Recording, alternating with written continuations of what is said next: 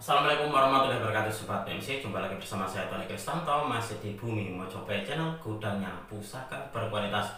Nah sobat, ini tadi saya mendapatkan sebuah pertanyaan dari salah seorang penonton saya di chat WA saya.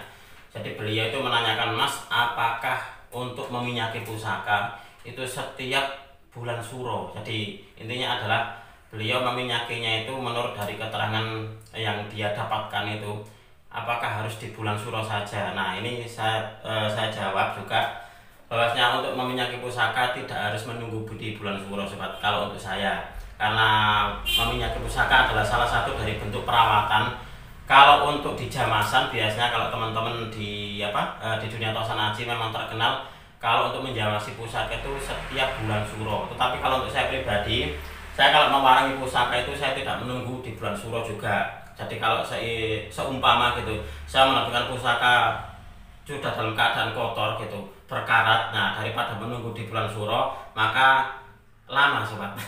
Maka itulah kenapa kalau saya mendapatkan dan dalam keadaan masih kotor, itu langsung saya kirim ke tukang warang saya. Nah, ini di sini saya ingin menunjukkan kepada Anda, khususnya bagi pemula, mungkin ini yang masih masih pemula dalam mengenal dunia tosan aji, karena beberapa penonton saya ini juga banyak yang ngechat ke WA saya, Mas, saya ini masih pemula, setelah melihat dari videonya Mas Tony kok kayaknya saya ada ketertarikan, dan juga ini di rumah ada pusaka tinggalan. Nah selama ini tidak diapa-apain karena takut. Nah ini pun juga tadi beliau juga takut sobat, jadi memegangnya saja takut gitu loh. Nah, memegangnya takut.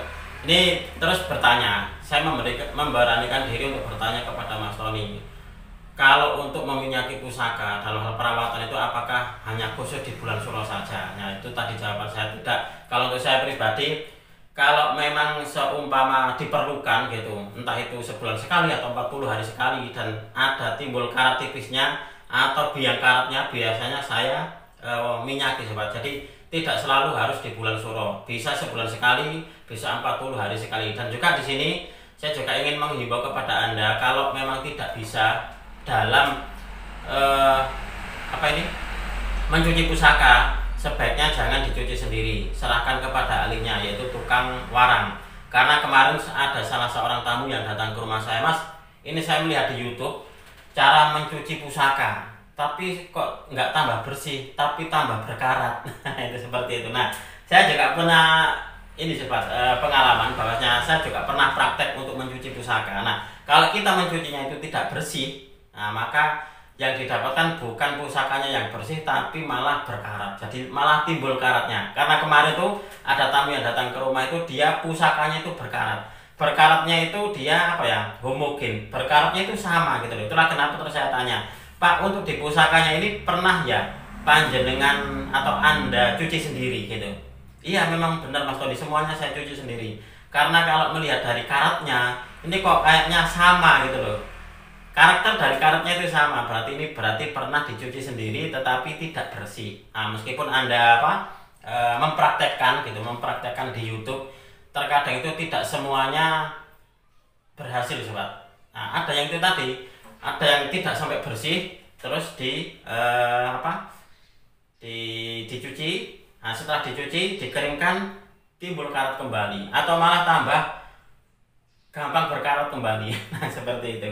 Itulah kenapa kalau untuk saya pribadi mending kirim saja ke tukang warangan. Itu seperti itu. Kalau untuk saya seperti itu.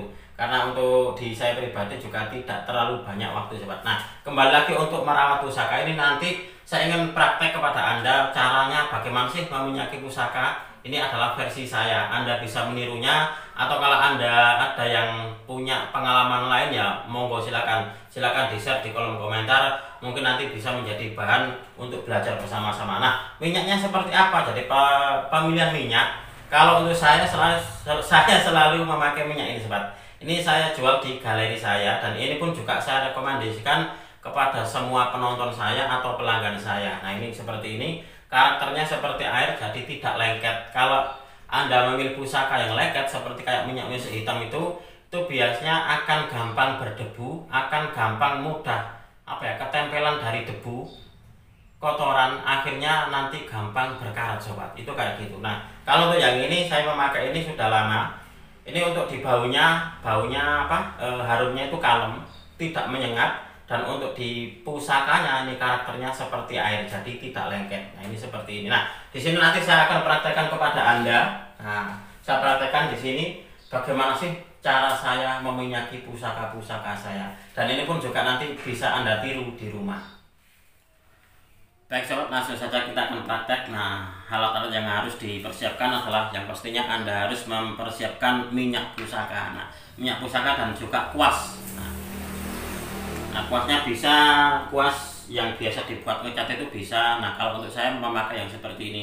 Dan juga kebetulan ini tadi saya juga meminyaki keris seperti ini. Jadi penempatannya kalau untuk saya, karena saya memang punya tempatnya, punya tempatnya kayak gini. Biasanya seperti ini sobat. Dan di bagian bawah ini kalau Anda lihat, nah di bagian bawah ini dia sudah saya persiapkan ada tisunya. Jadi di sini nanti yang dia menyerap dari kotoran yang terbawa dari minyaknya. Jadi seperti ini. Ini nanti coba kita akan praktekkan untuk bagaimana sih cara saya meminyaki pusaka. Nah ini seperti ini.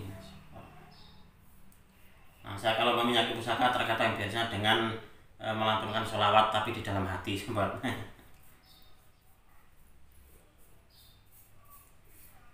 Nah ini seperti ini. Jadi saya meminyakinya tidak terlalu klomo, jadi tidak terlalu banyak, juga tidak terlalu sedikit, jadi sedang-sedang saja. Nah, yang sedang-sedang saja, jangan terlalu kebanyakan, jangan terlalu sedikit juga sobat. Nah ini seperti ini. Ini kalau untuk saya seperti ini. Nah sekali lagi pemilihan dari minyak pusaka itu sangat penting sekali. Ada beberapa teman itu juga memakai minyak singer, ada yang kayak gitu. Ada juga yang memakai minyak baby oil, itu kayak gitu juga ada. Ada juga yang meminyakinya dengan minyak pusaka racikan sendiri. Silakan, nggak apa-apa. Yang pasti kalau untuk saya pribadi lebih menyarankan jangan memakai minyak misik hitam atau minyak yang karakternya itu dia lengket. Karena apa? Karena nanti gampang sekali menyerap debu atau menyerap dari kotoran seperti itu, yang nantinya itu bukan hanya gampang berkarat, tetapi juga untuk di tampilan pamornya itu jadinya agak redup sobat. Karena yaitu tadi tertutup dari minyak yang kayak lengket itu tadi. Nah kayak gitu. Nah kalau sudah seperti ini biasanya lalu saya tempatkan di tempatnya seperti ini sobat. Nah ini seperti ini. Nah ini seperti ini. Coba akan saya balik untuk kameranya biar Anda pun juga bisa melihat seperti apa sih kotoran, nah debu yang terbawa oleh minyaknya ini.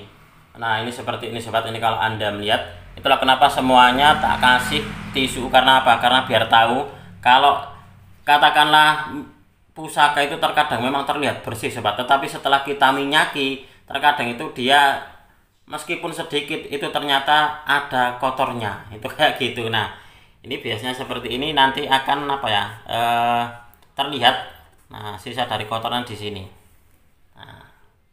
Nah kalau Anda mendapati pusakanya itu dia berkarat atau timbul dari karat tipisnya, silakan Anda hapus dengan penghapus pensil sobat. Nah dihapus pakai penghapus pensil, setelah itu nanti diminyaki. Nah ini seperti ini.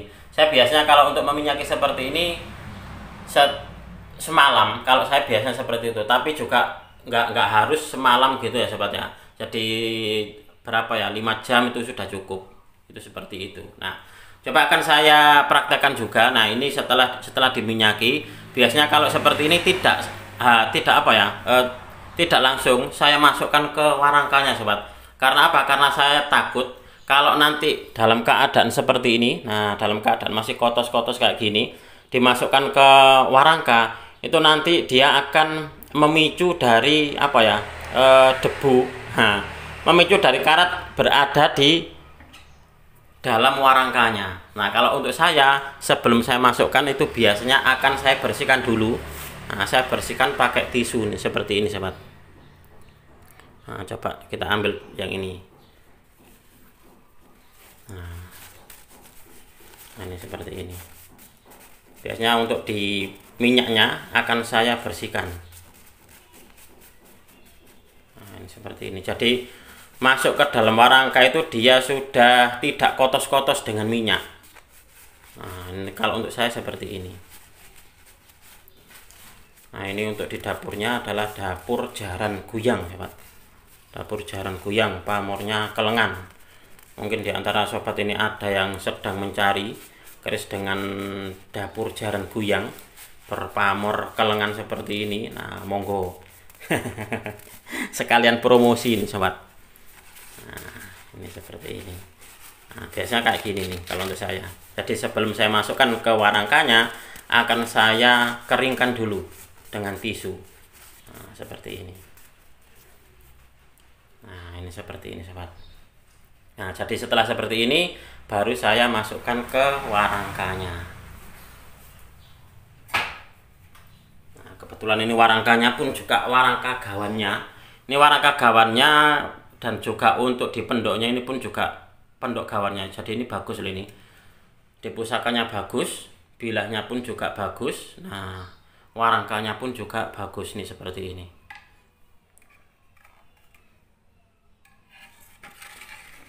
Nah, ini mungkin buat yang sudah menggeluti dunia tosan aji yang sudah lama, mungkin hal seperti ini mungkin sepele, tetapi bagi yang masih pemula, sobat, hal seperti ini terkadang itu juga penting. Itulah kenapa ini saya buatkan lagi. Sebenarnya saya itu sudah pernah membuat dari tutorial seperti ini, tutorial meminyaki pusaka, bagaimana sih meminyaki pusaka yang baik dan benar kalau dalam sisi sudut pandang saya. Nah, seperti ini.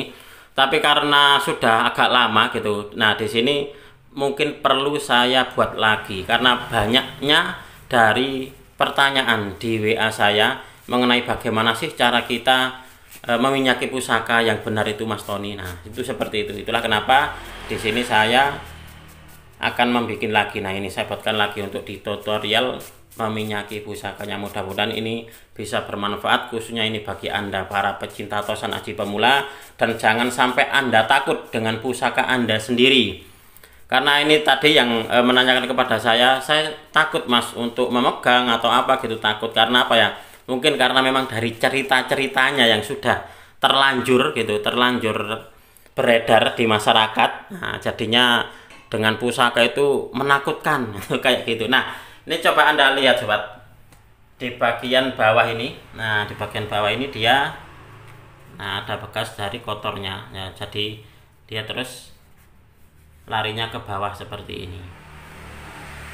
Nah, ini seperti ini. Nah, ini pun juga sekaligus saya promosikan gitu. Tadi saya mempromosikan untuk di keris jaran guyang. Nah, kalau untuk yang ini adalah keris dengan dapur balebang. Nah, dapur balebang, monggo, mungkin di antara Anda ada yang sedang mencari keris dengan dapur balebang. Nah, mungkin ini bisa menjadi sebagai sebuah jawaban bagi pencarian Anda. Atau juga ada yang mencari dengan dapur ini, dapur jalak sangu tumpeng. Nah, ini jalak sangu tumpeng, di bagian hubungan gonjonya ada semacam kayak bekas kinatahnya ini, sobat. Nah, ini. Oke, sobat, mungkin untuk di video ini cukup sekian. Saya berterima kasih sekali lagi kepada Anda yang sudah menonton video ini mulai awal hingga akhir. Mudah-mudahan video ini bisa sedikit menambah pengetahuan dan juga wawasan, khususnya bagi Anda para pecinta tosan aji pemula. Marilah kita bersama-sama untuk mengenal, mencintai, merawat, dan juga melestarikan tosan aji Nusantara, karena kita adalah pewaris dari budaya ini. Wong Jawa ojo nganti ilang jawane. Orang Nusantara harus berani untuk punya pusaka. Apabila ada kesalahan dan juga ada kekurangan dalam saya menyampaikan uraian ini tadi, saya memohon maaf yang sebesar-besarnya. Dari saya cukup sekian. Terima kasih dan wassalamualaikum warahmatullahi wabarakatuh. Rahayu, rahayu, rahayu.